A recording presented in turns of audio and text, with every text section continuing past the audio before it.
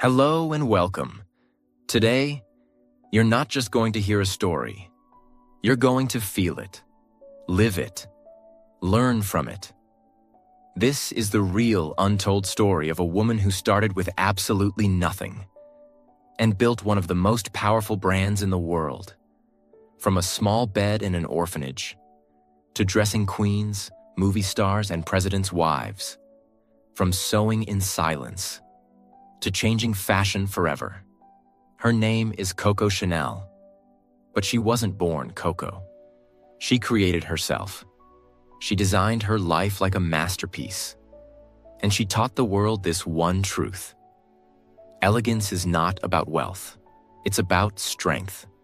And in this series, you will learn how to turn your pain into power, how to build your identity from scratch, how to become unforgettable, just like a brand, how to speak and understand English better through powerful storytelling. So grab your notebook, turn off all distractions. This is not just a story. It's a life-changing experience, and your English will get better with every word. Now let's begin. Part 1. The Girl in the Orphanage.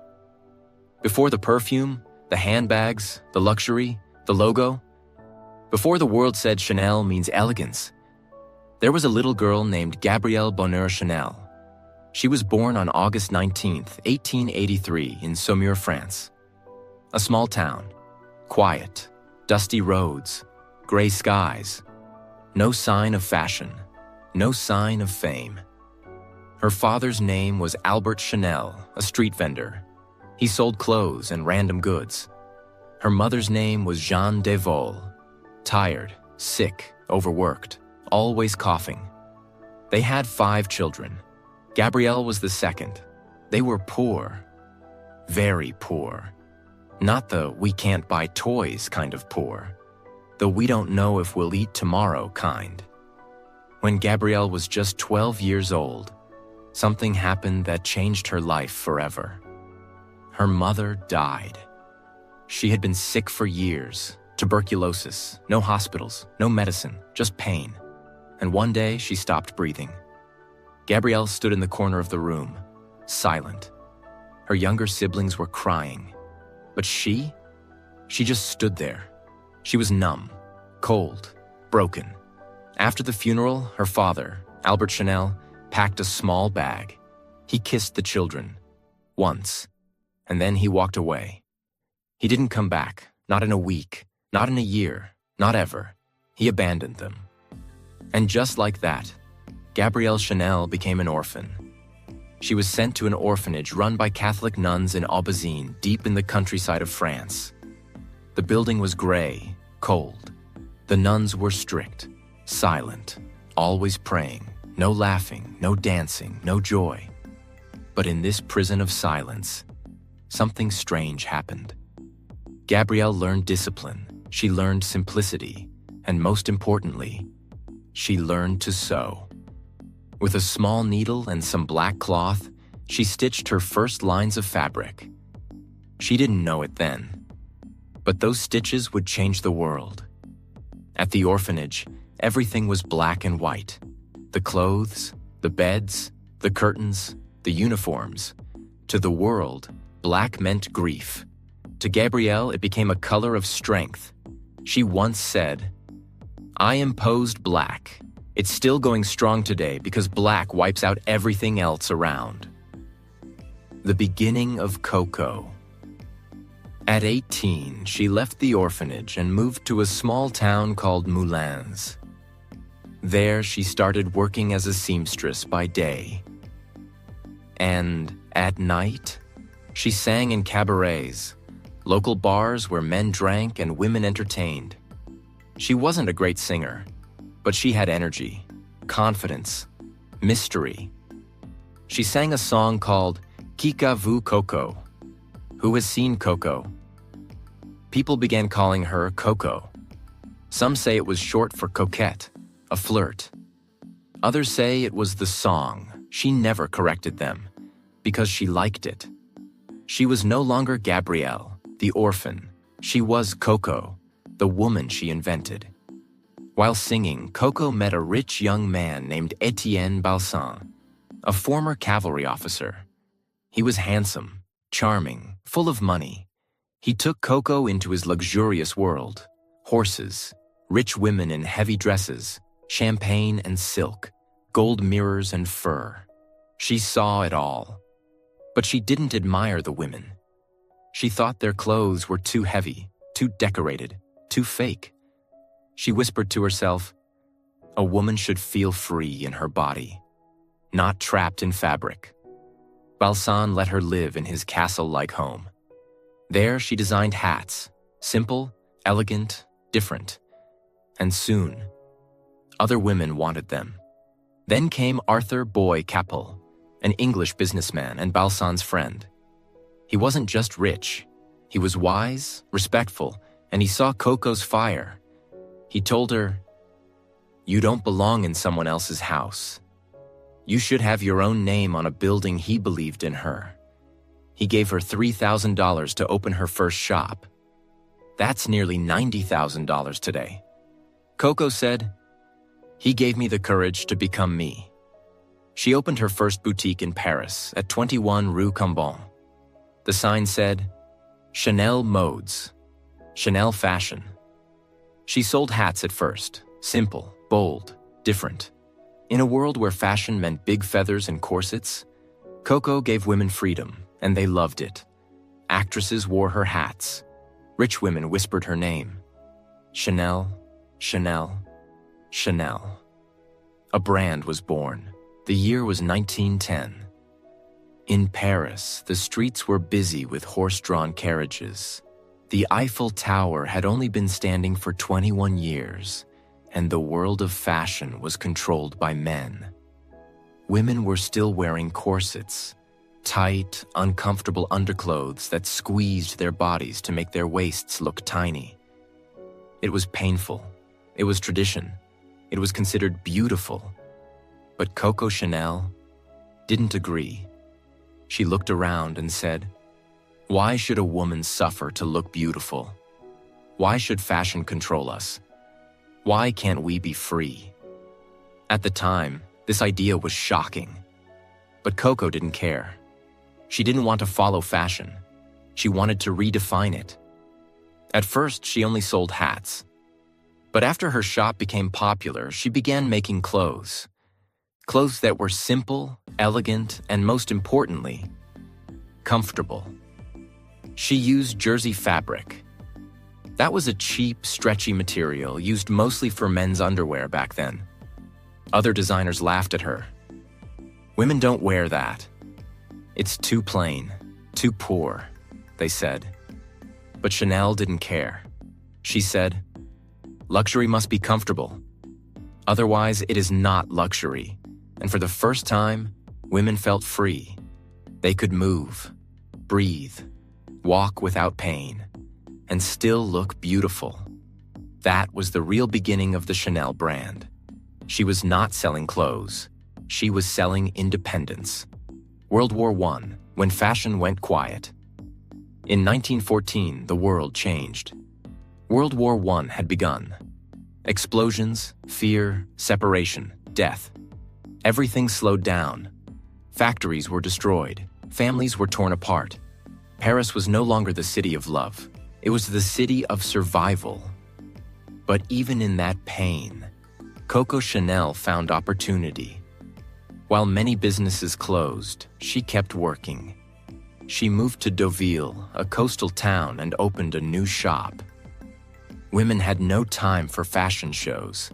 They needed clothes they could work in, run in, live in. So she made simple dresses, loose pants, cardigans, and hats that stayed on in the wind.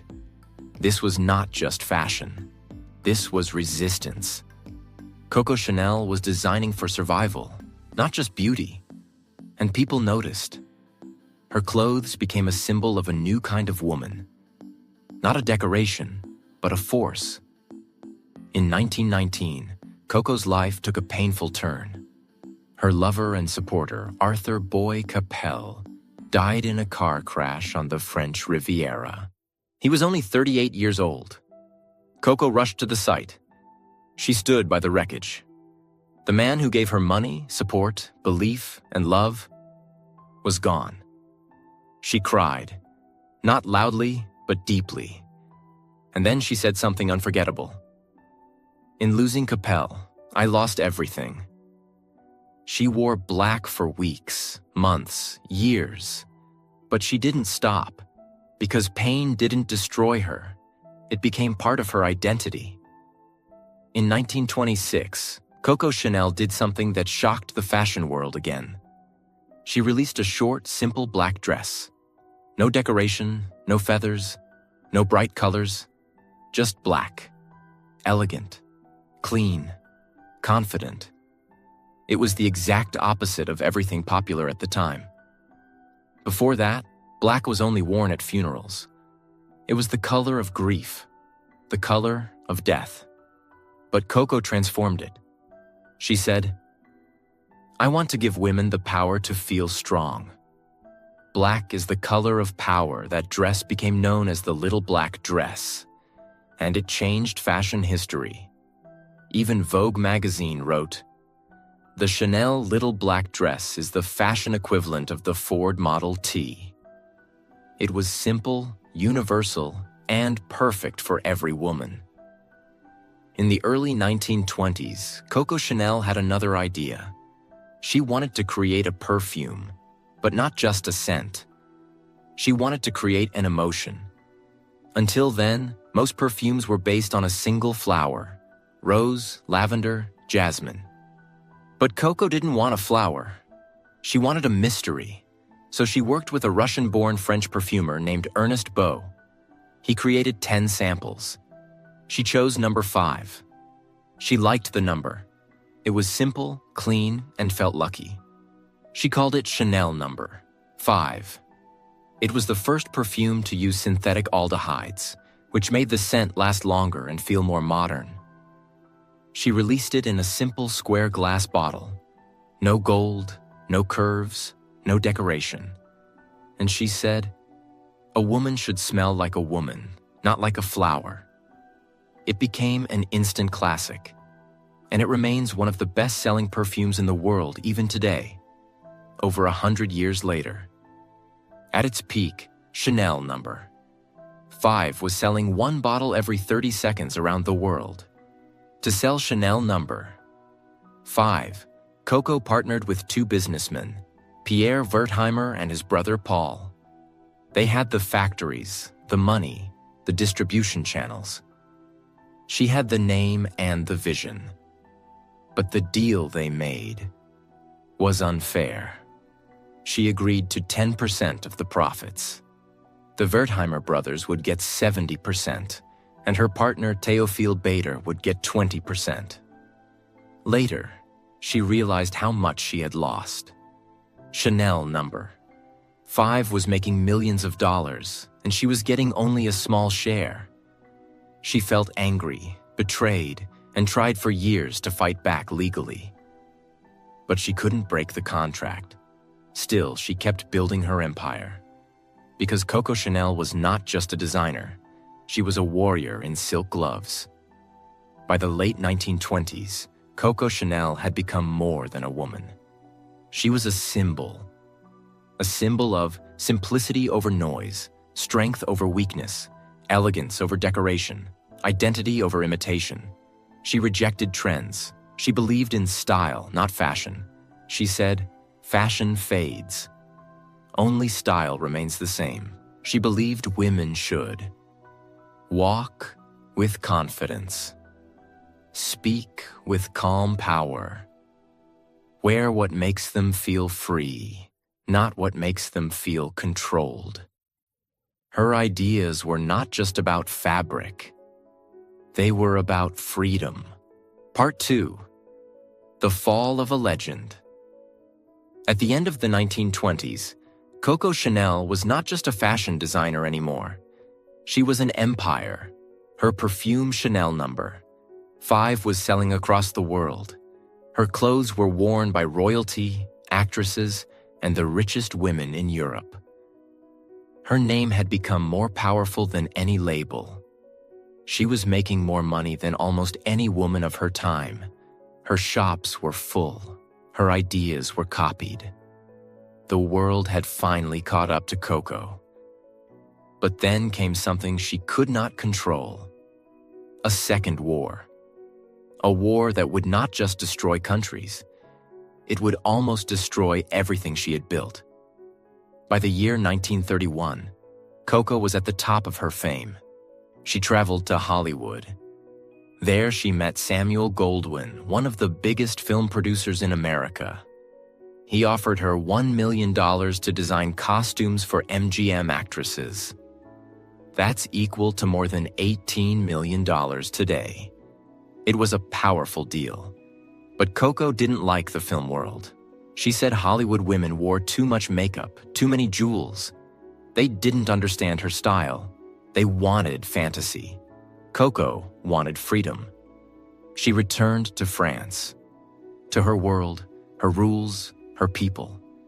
But soon, none of that would matter, because the world was about to change again. World War II begins. In 1939, World War II broke out. Germany invaded Poland. Europe fell into fear. France began to break. Coco was 56 years old. Her fashion house was strong. Her perfume was still selling. But she made a decision that shocked many. She closed her shop at 31 Rue Cambon, Paris. She said, "This is no time for fashion." She believed women had more important things to think about. And maybe deep down she was tired. Tired of fame, of competition, of the constant fight. She disappeared from the fashion world. But not from history. Because during the war, Coco Chanel entered the darkest chapter of her life. A chapter filled with secrets, rumors, accusations, and pain. During the war, Coco began a romantic relationship with a man named Hans Gunther von Dinklage. He was a German aristocrat, a former soldier, and a diplomat. But many people believed he was more than that. They believed he was a Nazi intelligence officer. This connection brought Coco Chanel under suspicion. Some said she became his lover for safety. Others said it was for power. Some said it was love. No one knows the full truth. But this relationship would cause her reputation to collapse after the war. Let's go back to the perfume Chanel number 5. It was still owned and distributed by the Wertheimer family. They were Jewish businessmen from France. During the war, the Nazis forced Jewish families to give up their businesses. Coco saw an opportunity. She tried to take back full control of her perfume by writing to the German authorities saying, "The owners of my perfume are Jews. Under the laws of occupation, I should now own it fully." This was a dangerous and morally questionable move. Later, some would say she did it out of revenge because she never liked the deal. Others would say it was an act of greed. Some believed she just wanted to survive. But the truth is, it happened. And the moment people found out, her name became a shadow of what it once was. But the Wertheimer family was smart. Before leaving France, they had legally protected their business by giving it temporarily to a non-Jewish Frenchman. So Coco's plan failed. They returned after the war and kept control of the business. In 1944, France was liberated. The Nazis were defeated. The French began looking for people who had helped the enemy. Coco Chanel was arrested. She was taken in for questioning about her relationship with Hans von Dinklage and her wartime activities. But she was released after a few hours. Why? Many believe she had help from her powerful British friends, including Winston Churchill, the Prime Minister of the United Kingdom. Churchill had met Coco years earlier through mutual friends. Some say he used his influence to protect her. Whatever the reason, Coco was freed. But she was no longer welcome in France. People whispered. They called her a traitor. Some refused to speak her name. So Coco did something she had never done before. She ran away. After the war, Coco left Paris and moved to Switzerland. She lived in a hotel. Quiet, private. Her days were spent walking by lakes, smoking in silence, reading newspapers, watching fashion from a distance. The world moved on. New designers had arrived. Dior, Balenciaga, Givenchy. They created designs full of glamour, wide skirts, tiny waists, long gloves. Women loved them. But Coco? She hated what she saw. She said, "Dior doesn't dress women. He upholsters them." She believed fashion had returned to slavery, corsets, weight, discomfort. But still, she said nothing. For 15 years, Coco Chanel remained silent. She was 71 years old. Too old for fashion, people thought. Too broken by war. Too hated by the past. Too forgotten by the present. But Coco was not done. She was never done. Because legends do not end quietly. They return when no one expects them to. In the late 1950s, Coco Chanel made a decision that would shock the entire world. She would return. After 15 years of silence, after being canceled, hated, exiled, after being told she was too old, too late, too forgotten, she would reopen her fashion house in Paris. People laughed. Designers rolled their eyes. Fashion magazines ignored her. But Coco was not coming back for applause. She was coming back for revenge. She said, "I don't care what you think of me." I never cared. In 1954, Coco Chanel walked into her old building, 31 Rue Cambon, and began again. She created a new collection. Simple suits, soft jackets, comfortable skirts, gold buttons, pearls, style, freedom, movement, just like before. She didn't try to follow the new world. She simply became herself again. And slowly, the world remembered who she was. The year was 1954. She returned to 31 Rue Cambon, the same Paris building where it all began. She walked up the grand staircase with mirrors on all sides. In those mirrors, she didn't see an old woman. She saw fire, confidence, purpose. She reopened her fashion house.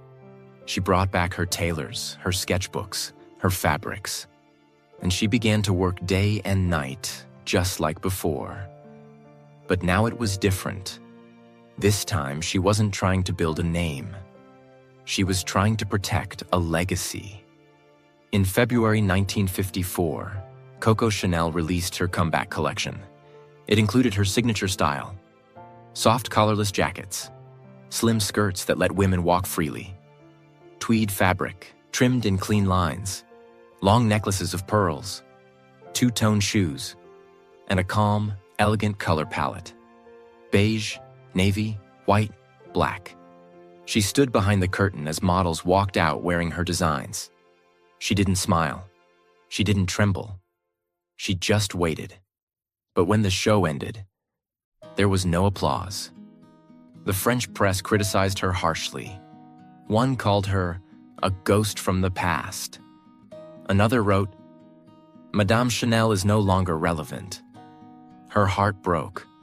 She didn't say a word, but she didn't stop. Because something happened she didn't expect. While the French fashion critics rejected her, the American fashion world fell in love. Magazines like Life, Harper's Bazaar, and Vogue US praised her new collection. They called it modern, fresh, liberating, and perfect for the new working woman. Buyers from New York, Los Angeles, Chicago, and London placed massive orders. American actresses began wearing Chanel suits in films and public events. The same clothes that Paris had called boring were now called timeless. And Coco Chanel realized something important. The world still needed her. just not in the way it used to. She said, "I don't care what they think in Paris. I care what women feel when they wear my clothes." In the next few years, Coco focused on perfecting one thing: the Chanel suit. It was a jacket and skirt set made from soft tweed or wool. But it wasn't just about fabric. It was about freedom. Here's what made it different. The jacket had no collar, allowing neck movement. It had gold buttons inspired by uniforms. The skirt was straight, not tight, so women could walk normally. The jacket had silk lining, often matched with the blouse inside. There were real pockets, not just for decoration. It was designed to be worn without a corset. It was beautiful, but also practical. It was powerful, but not aggressive. It allowed women to move, breathe, work, and lead. This was not just a fashion item. It was a symbol of the new woman. Working women, independent women, business women, women who didn't want to wait for approval. Famous American First Lady Jacqueline Kennedy wore Chanel suits frequently, and the brand exploded in global fame. Coco also designed the now famous two-tone shoe. It was beige in the body with a black toe. But it wasn't just for style. She had a deeper reason. The beige color made the legs look longer. The black toe made the feet look smaller. It was an illusion. But Coco understood something most designers didn't. Fashion is psychology. She didn't care about trends. She cared about how clothes made women feel: strong, confident, proud, free. Even in her 70s, Coco Chanel worked like a young soldier. She lived at the Hotel Ritz in Paris, the most luxurious hotel in the city. She woke up at 7 a.m., drank strong black coffee, ate very little, wore her signature suits, and walked to her atelier, her workshop. There, she worked until midnight, every day. She was tough with her staff, demanding, perfectionist. She would tear apart a jacket if it didn't fall the way she wanted. She would restitch a button if the sound it made when it touched the table felt wrong. She didn't care how old she was. She didn't care about opinions. She had work to do. She said, "I am not young, but I'm not dead, and until I die, I will work." Coco never had children. She never married. She had many lovers in her life, but no one ever owned her, because time was her only true partner. She said, "I never wanted to be dependent. Love can fade, but work is forever."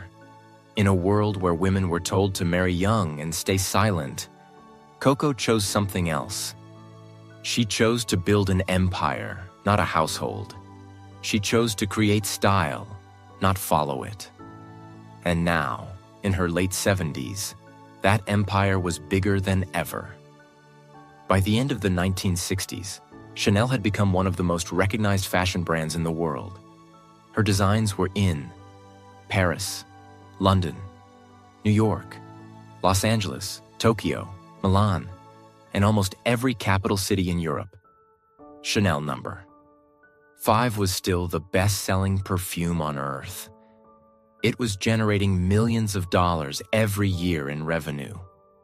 The Wertheimer family still owned the majority of the perfume business. But Coco had regained control of her fashion house. Her clothes were worn by queens, first ladies, movie stars, businesswomen, and ordinary women who wanted to feel extraordinary. But Coco never celebrated publicly. She didn't go to parties. She didn't smile in magazines.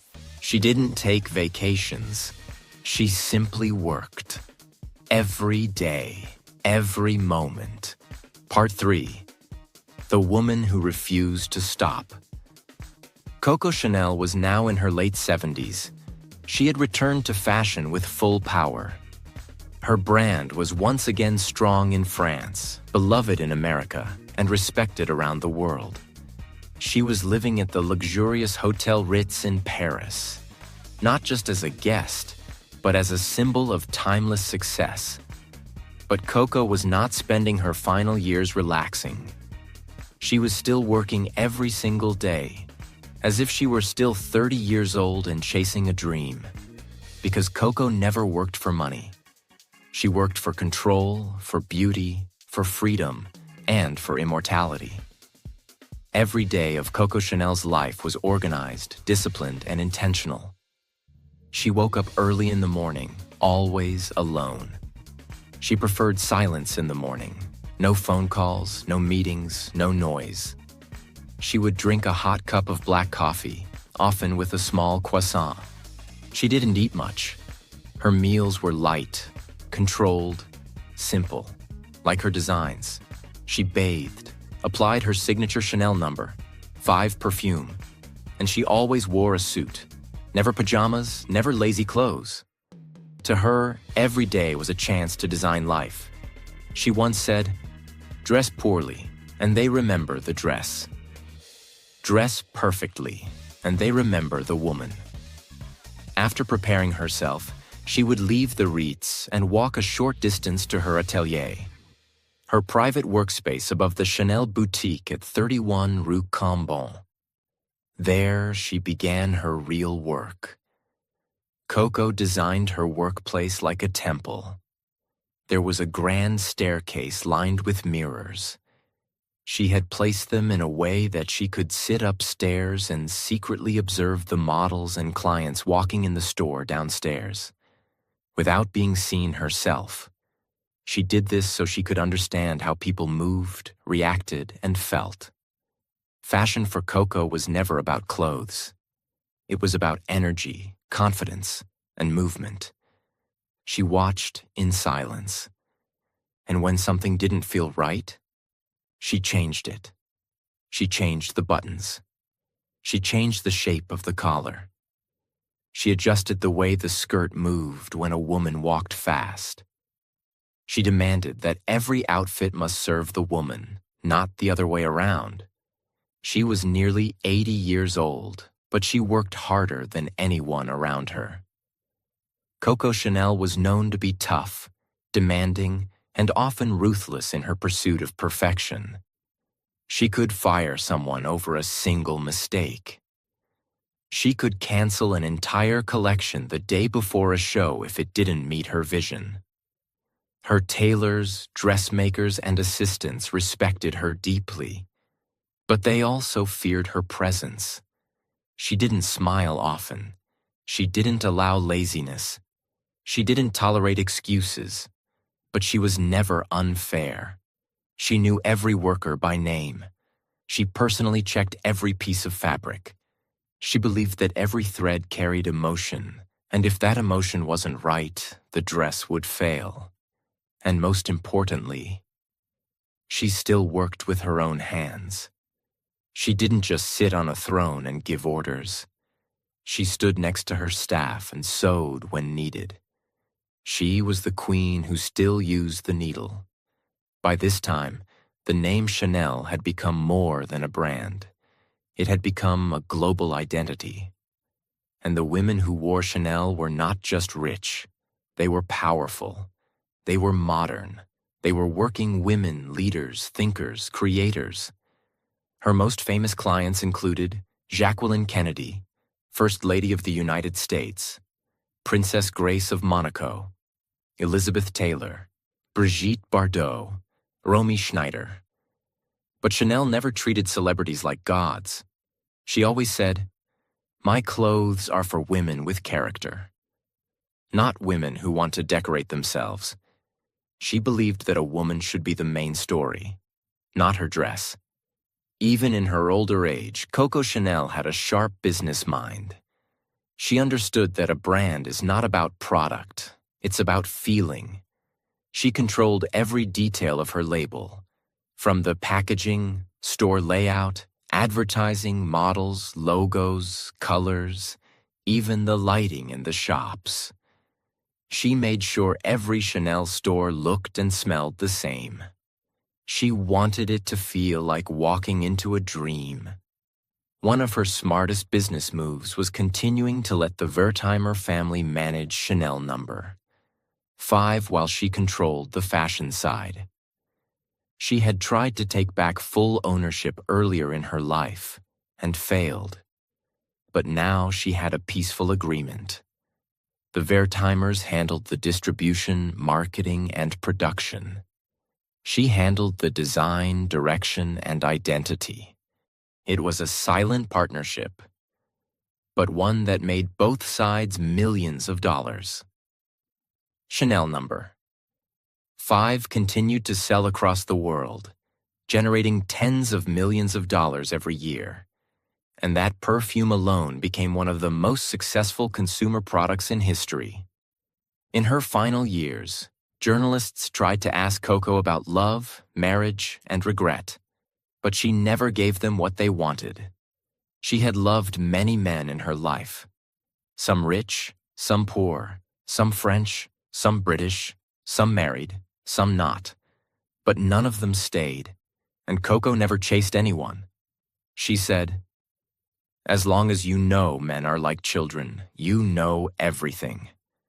About marriage, she said, "I never wanted to be a wife. I wanted to be the boss."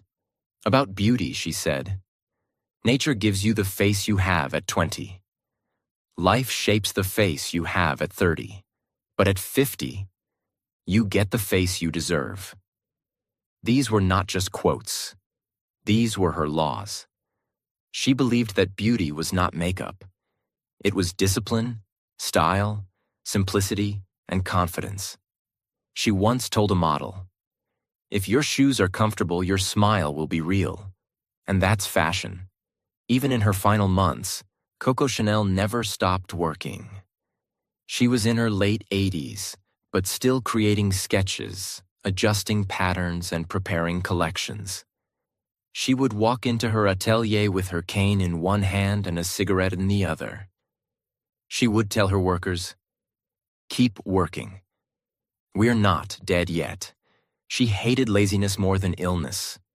She hated dishonesty more than pain. And she hated giving up more than death. Every day she wore her signature pearls, sprayed Chanel number 5 on her wrists, and walked like she owned the city. And in many ways, she did.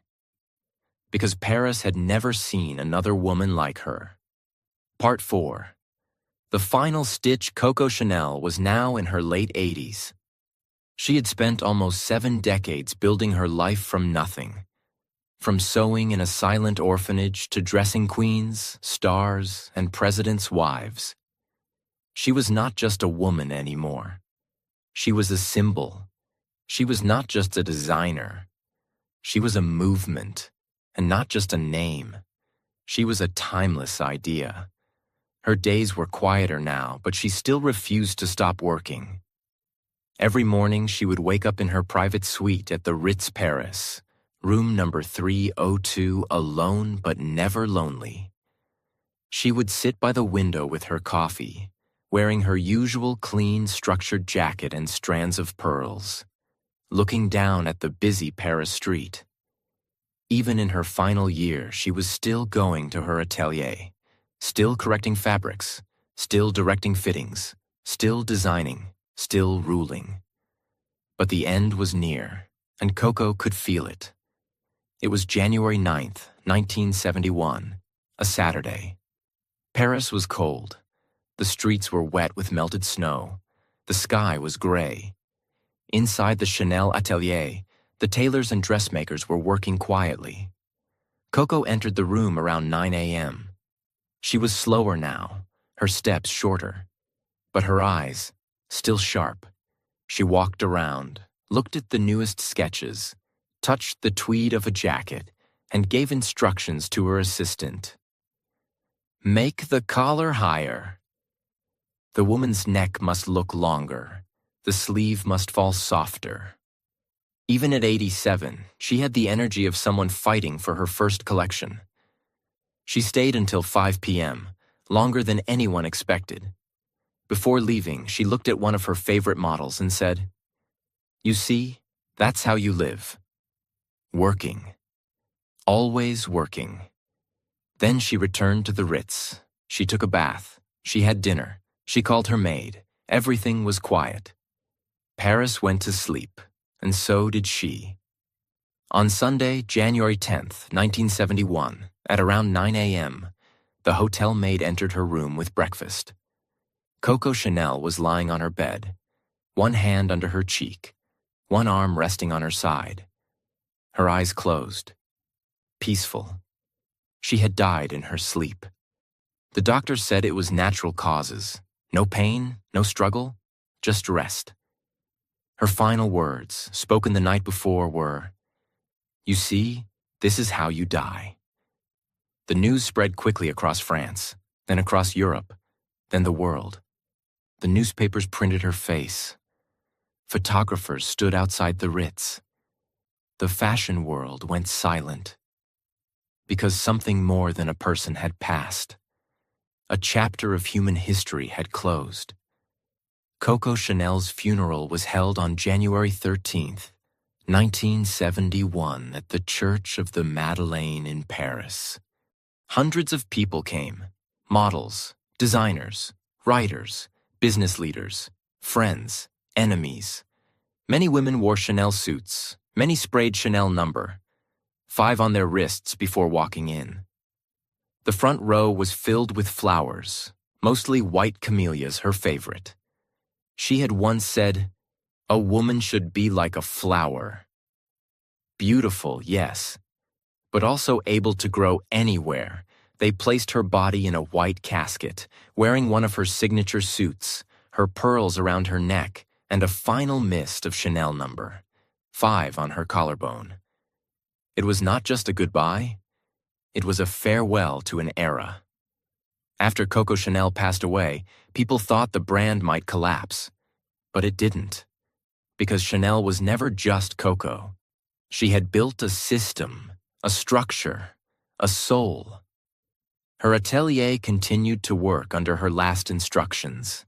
In the years that followed, the Wertheimer family, the original owners of Chanel No. 5, bought the fashion side of Chanel too. They became the full owners of Chanel SA and decided to keep the brand alive, not just as a memory, but as a living, evolving symbol. They invested in the brand, protected her legacy, and in 1983, they made the most important decision. They hired a new creative director to lead the brand. His name was Karl Lagerfeld. Karl Lagerfeld understood Coco's vision deeply, but he also knew something important. He knew that to keep a legend alive, you don't copy it. You evolve it. Under his leadership, the Chanel brand reached younger generations, created fashion shows across the world, built luxury stores in Tokyo, Dubai, New York, and Beijing, introduced modern designs while protecting the core values of Coco's simplicity, structure, and elegance. And today, Chanel is one of the most successful and profitable fashion brands in the world. It generates billions of dollars in revenue every year. Chanel No. 5 is still one of the best-selling perfumes on the planet. The double C logo is known in every corner of the world. The Chanel suit is still worn by celebrities, politicians, and leaders. The two-tone shoe, the little black dress, the beige and black color scheme, and the signature pearls, all still live on. Coco is gone, but her soul is stitched into every fabric, every store, every bottle, and every runway. Coco Chanel once said, "My life didn't please me, so I created my life." That is the lesson. She didn't come from power. She wasn't rich. She wasn't born beautiful. She wasn't protected by anyone. She lost her mother at 12. She was abandoned by her father. She lived in an orphanage. She was rejected by many. She faced heartbreak, betrayal, and war. She was called a traitor, a woman of scandal, a failure. But she refused to become a victim. She trained her hands. She trained her eye. She trained her mind. and she built an empire out of needles, fabric, and silence. She taught women that style is not decoration. It is dignity. She proved to the world that a woman could rise without marriage, build without help, and remain elegant without ever being owned. As promised, through this long, emotional journey, you didn't just learn Coco's story. You learned how to read, feel, and understand English in a new way. You learned how to follow a long, real biography. You saw how powerful storytelling improves your vocabulary, your sentence rhythm, and your understanding. And most importantly, you saw that language becomes more powerful when it connects to emotion. And that was the story of Coco Chanel. Not just a fashion designer, not just a perfume bottle, not just a name stitched into luxury, but a girl who had every reason to fail and still built a name the world would never forget. She didn't just design clothes. She designed identity. She taught us that silence can be powerful, that pain can become your brand, and that no matter where you begin, you have the right to create a life worth remembering. So if you're lost, if you're tired, if the world doubts you, remember this: you don't have to be born lucky. You just have to be brave enough to begin. Now it's your turn to build your name, your story, your empire. And if this story moved you, taught you, or gave you even a small spark, subscribe now, because on this channel, we don't just tell stories, we create legends, and we teach English through the fire of real life. So subscribe and join a journey that changes everything. Your life is waiting, and it begins with the next story.